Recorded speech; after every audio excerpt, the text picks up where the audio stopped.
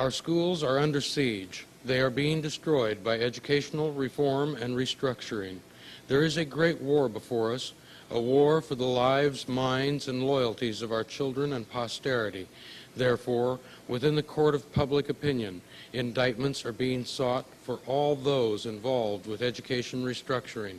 You, the people, shall hereby be impaneled this day to serve as members of the grand jury.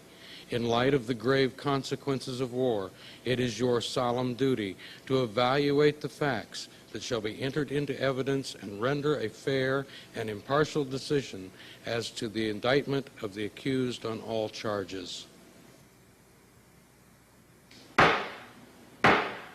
This court of public opinion is now in session. In the action now before this grand jury, all those involved with or otherwise promoting the restructuring of our institutions of education are hereby charged with the following crimes. Charge number 1, fraud, the intentional perversion of the truth in an attempt to deceive the general citizenry of the United States. Charge number 2, intellectual genocide, the systematic destruction of the capacity for knowledge and rational thought of an entire people.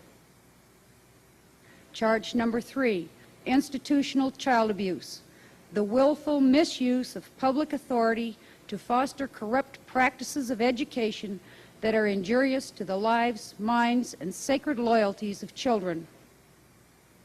Charge number 4, treason, the flagrant subversion of the Constitution of the Republic of the United States of America.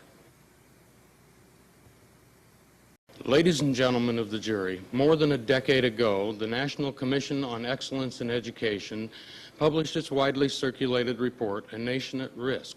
Among other things, the report states, the educational foundations of our society are being eroded by a rising tide of mediocrity that threatens our very future as a nation and a people.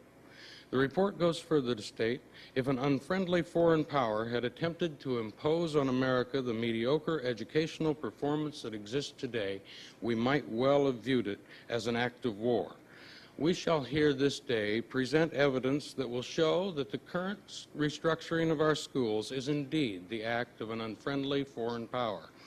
Through its agents and sympathizers, the United Nations is imposing on the people of the United States of America an inferior international education system, a system that shall reduce our schools to centers of indoctrination and social engineering, conditioning our children to blindly accept citizenship in what President George Bush called the New World Order. We, the people, do consider this restructuring of our schools an act of war. As the evidence is presented, it is important to understand that the New World Order, more precisely the New International Economic Order, is a one-world government based on a global economy controlled by the international banking cartel and multinational corporations. In the New International Economic Order, individuals will no longer freely choose their vocation, but will be indoctrinated from an early age to accept a vocational pathway that is consistent with the labor needs of the new order. Reassignment and retraining will be automatic and mandatory, as workers will be recycled like old cans in yesterday's newspaper. Also, there shall be a new international social order. Forsaking national sovereignty, the new social order will combine the egalitarian democracy of the 18th century political philosopher Rousseau at the community level with the democratic centralism of Lenin's communism at the global level. We will all live in a world system of communities linked together by the vast superhighway of technology. Community service will be required of all people. The needs and desires of the individual shall be subjugated to those of the community. Under a regional authority, each community will answer to the masters of the global village. Think globally, act locally. To establish and maintain the New World Order, it is necessary to restructure education.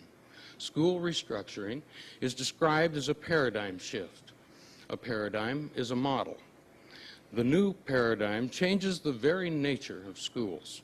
The traditional paradigm may be described as the discipline knowledge model. The new paradigm is the lifelong education model.